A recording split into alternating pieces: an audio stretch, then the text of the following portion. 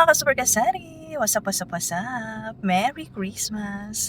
Ang mga kasari ko ba dyan ay mayroon ng mga pondo para sa kanilang mga extra dagdag na mga paninda, soft drinks, alak, sigarilyo at ano pa?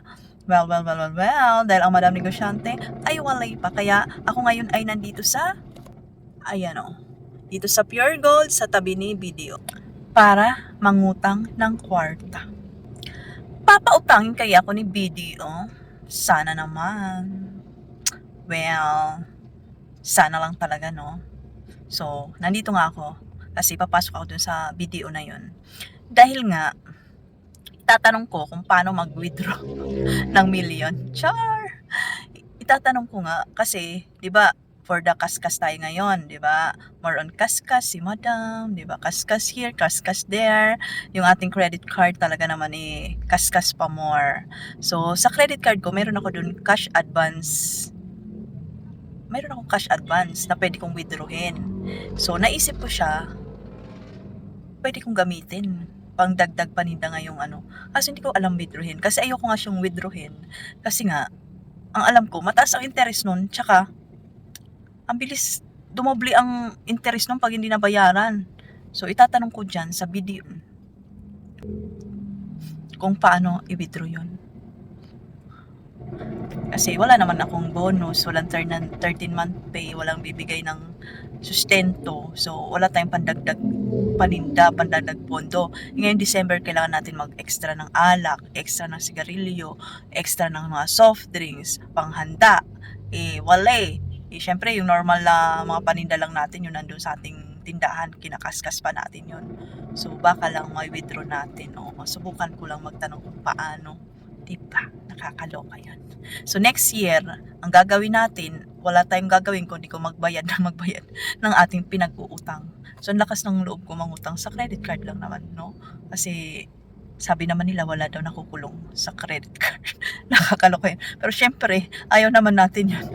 Mayroon tayong isipin na utang, di ba? So, syempre, sikapin natin bayaran. So, ano pinintay? Papasok na ako doon para malaman ko na kung paano ko ma-withdraw yung aking cash advance limit dito sa aking credit card. Okay? So, mamaya babalitaan ko kayo.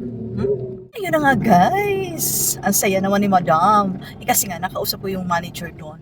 Yung nag-assist. Sabi ko nga, magka-cash advance ako sa credit card. Paano yung process? Ganyan. Ayun nga, pwede nga daw. Kaso wala nga akong dalang 2 valid ID. Isa lang yung ID dala ko. Kailangan daw, sabi ni teller, 2 valid ID. Kaya sabi ko, sige, pagbalik ko na lang. Tsaka tinanong ko din siya, magkano yung kakaltas doon. Automatic daw, may 200 kaltas yung pag nag-withdraw ka. Tapos ngayon, sabi ko, magkano man interest pag straight payment daw, halimbawa, mabayaran natin ng buo, maibalik natin yung pera by next year, di ba? Kasi nga gagamitin lang din naman natin sa paninda lang talaga, no? Ngayong December at hopefully, maibalik natin ng January para maibayad kay BDO. O hindi, malaki ang interest nun. Alam ko 3% ata, nakakaloka. So, yun nga. So, ang bala ko, sabi ko, sige, balik na lang ako, magdadala ko ng 2 valid ID tsaka yung aking credit card. Tapos, may fill up daw. Tapos, ayun nga. So, ano na tayo? Babawasan na yung ating isipin para dun sa pandagdag natin. So, sisiguraduhin natin na pandagdag lang talaga yun. At saka yung bibilhin natin, yung alam natin na masosold out ng December para maibalik yung pera ng January. O, di ba? Kailangan talaga. So, meron na tayong pagkukunan ng pondo. So, ang laking bagay din sa akin yung credit card ko, no? Kasi, nakapagkaskas na tayo sa grocery, tapos meron pa tayong cash advance. Ay, nakakaloka yun. Siya, balik na lang ako. So, ngayon, punta muna ako dun sa Pure Gold, tapos bibili na ako ng gamot, tsaka kung ano. Okay? So, yun lang yung magandang balita ni Madam for today's video.